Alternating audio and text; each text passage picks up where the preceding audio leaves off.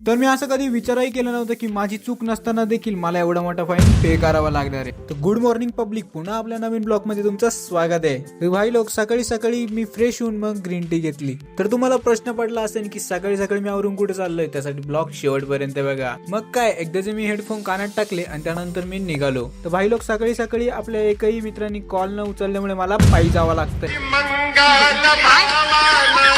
तर तुमचा सुद्धा असं एखादा दलिंदर मित्र आहे का, त्याचं नाव नक्कीच कमेंट मध्ये टाईप करा. तर मी बस स्टँडला चाललो होतो, तर मला मनात विचार आला की देवदर्शन तर व्हायलाच पाहिजे. मग मी तेथून दर्शन करून निघालो आणि मग कोपरगावची बस पकडली. मग काय, फायनली अर्ध्या तासांच्या प्रवासानंतर मी साईबाबा कॉर्नरला उतरलो. तिथे खूप सारे रिक्षावाले हे आमचाच वेट करत होते. मग त्यांनी आम्हाला कॉलेजच्या समोर ड्रॉप केलं. तर आज मी कॉलेजला फक्त क्लिअरन्स करण्यासाठी आलो होतो. पण काय भाई, क्लिअरन्सच्या नावाखाली तिथे फक्त पेमेंट वर पेमेंट मारावं लागत होतं. समझ रहे हो?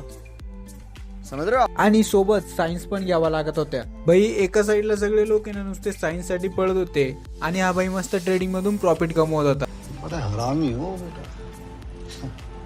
मग काय, तेथून साईन घेऊन मग आम्ही जिमखान्याची साईन घ्यायला निघालो. तिथली साईन घेऊन आता आम्हाला लायब्ररी मध्ये क्लिअरन्स साठी जायचं होतं. और अभी तो रुको, क्लाइमैक्स अभी बाकी है. तर भाई इथे ना माझ्या नावावर कोणतरी पुस्तक घेऊन गेलतं आणि त्याचा तगडा फाईन मला पे करावा लागला होता. तर अजून काही नवीन काढवण्यापेक्षा मी कॉलेजला गुड बाय बोलून घरी निघालो. तर मित्रांनो, तुम्हाला हा ब्लॉग कसा वाटला नक्कीच कमेंट करून कळवा आणि अशाच नवीन ब्लॉगसाठी आपल्या चॅनलला लाईक, सबस्क्राईब आणि शेअर करायला विसरू नका.